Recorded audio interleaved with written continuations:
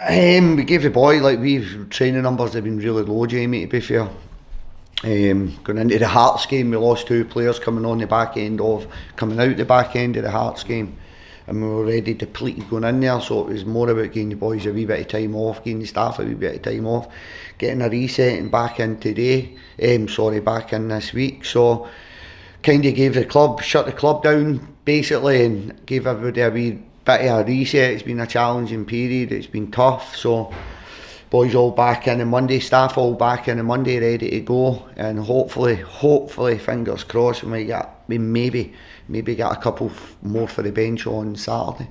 I think I've tried to do that throughout the season. Like, we're going and sitting here saying this run, it's probably been this season. In all honesty, it's been a challenging season. So it's about trying to take a wee bit of the pressure off the players as well, take a wee bit of pressure off the staff. It's a difficult environment when you're coming in, you're losing games of football and you're bottom in the league. So for me, you have got to look at the psychology, the mental health side of that also, and give people a wee bit of a break. So and it wasn't so much about this being the Ross County game, because this was we'd planned this before the fixture split got announced. So it was just about, I felt the players and the staff needed a wee bit of break, get themselves away, spend some time with the family, go and do whatever it was that you wanted to do as an individual to get you back into the club ready to go for the last 5 games. I wasn't really fussed, Jamie, to be honest. I took whoever, so I wasn't really fussed where it was. I'll be honest, I'm delighted it's no Hibs, for the simple reason Dan Mackay wouldn't be able to play, and that would be us down to, and I'm being genuinely serious, that was my biggest concern. We lost Tetty through a stupid yellow card. Stephen Bradley pulled up in the warm-up, and then if we were to lose a third player from already depleted squad at Tynecastle, that'd have been testing time. So that was the only one I was really looking at, hoping it wasn't going to be Hibs in the first game, just solely through the benefit. We need Dan Mackay for the next batch of fixtures. I think we've done that against most teams. Our biggest frustration, biggest disappointment has been consistency this year. There's been big moments in games for and against, and as a group, we've no stepped up and took advantage of the big moments, and we've no covered ourselves in glory with the big moments it's been against. As you look at the county game, it's all soft goals, really soft goals, and we've got to work extremely hard to get in the game. And then there's a wee bit of game management at 2 each that we fail to look after the ball, fail to do the right things, and we lose the third goal from that. So the next batch of 5 games, I'm not really looking at anyone and thinking we can't get anything from that game. I think we play our game, and we'll see where it takes us. I know this is going to be hyped up as the big game, and it is, but every game's been a big game for us, Jamie, for probably more so pressure-wise for around match day 8, trying to pick points up, and it's been adverse. So every game's been a big game for us.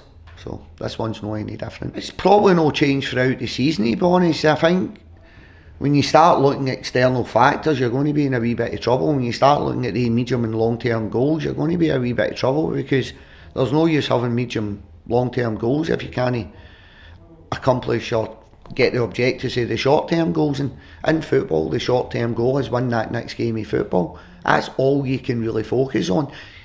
Your message can't really change. And it's all about going out and trying to win that next game of football, and it's never changed. It's been consistent in my time period here, being at the club 10 years. There's been various managers over the 10 years, and I don't think any manager's had a different message on a weekly basis other than prepare, and try and win that next game of football.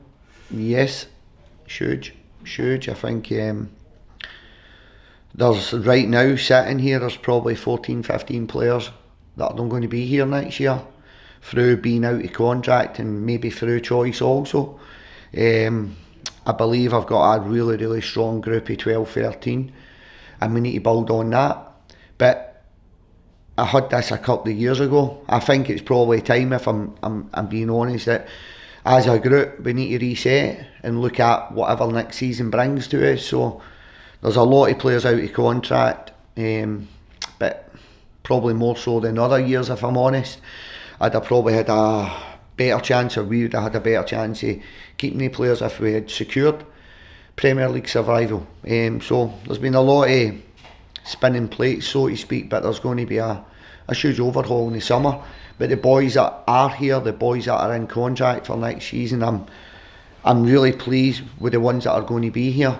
Disappointed to lose some also, but there's not really much I can do about that. Tynecastle, Bradley's out, Tete Yengi's out, and at this point in time I'd be sitting here telling you lies if I thought there was going to be any more on the bench. So I think we had Jack Hamilton on the bench and 4 outfield subs at Tynecastle. We've lost one of the outfield subs and we went down to 3 outfield subs. We've now lost another one of those potential subs. So at this point in time I'm sitting with 2 first team players for the bench and a goalkeeper. So 2 outfield players and a goalkeeper.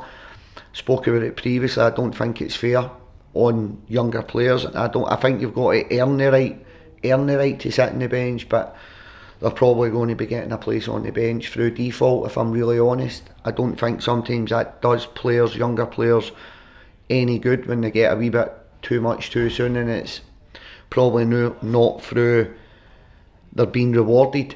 It's more through default. So, but again, the numbers are so depleted, we're going to have to try and bring a couple of younger kids into a Premier League game of football in a relegation battle, which ideally you wouldn't want to do.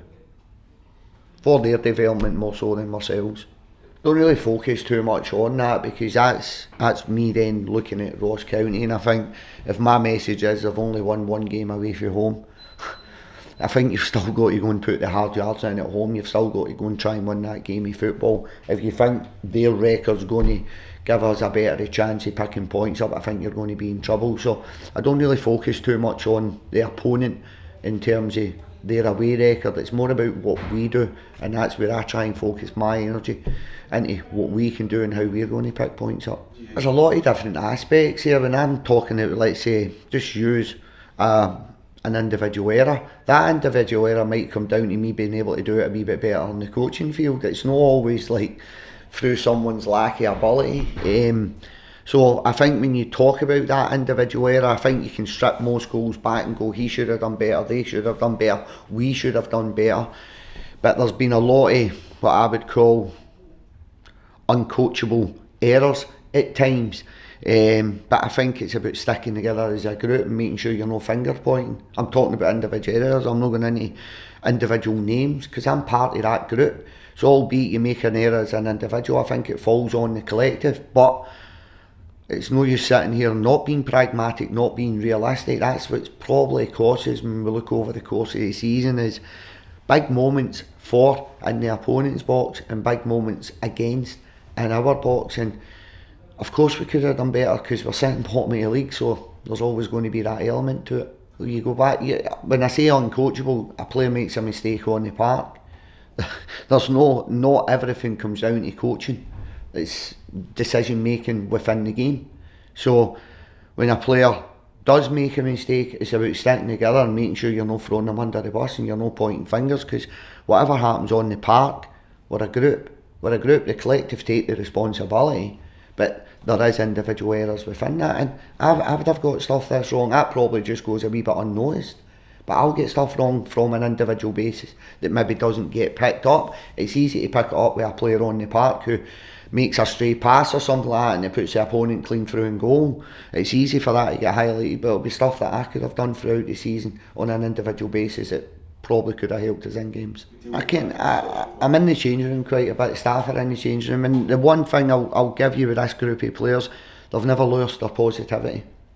I've never been, and there's been after games and stuff like that, but that's normal. But come the Monday morning, the staff come back in ready to go, re-energised, and the players, to their benefit, have come back in ready to go, re-energised.